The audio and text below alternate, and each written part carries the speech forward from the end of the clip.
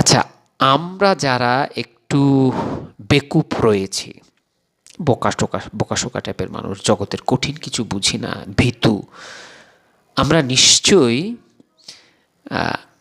যুক্তরাষ্ট্রের প্রেসিডেন্ট ইলেকশনের আগে যে ডিবেট হয়, কিছুদিন আগে নিউ ইয়র্কের মেয়রাল ইলেকশন হলো, সেখানে যে ডিবেট হয়েছে, বিতর্ক হয়েছে, সেটা আমরা দেখেছি।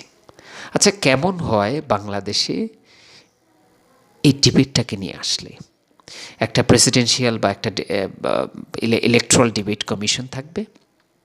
হ্যাঁ, প্রত্যেকটা নির্বাচনের আগে প্রার্থীরা অনেকগুলো ডিবেটে অংশ নেবে।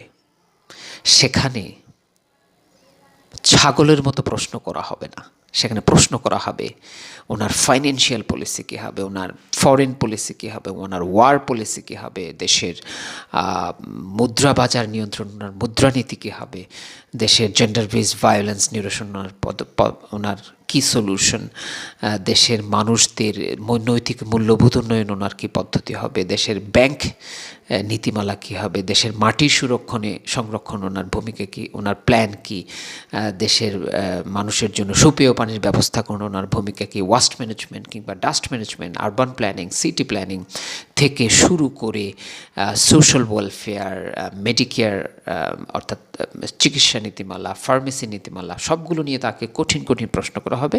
তাকে তার প্ল্যানগুলো সেখানে বলতে হবে। কেমন হয় এমনটি হলে?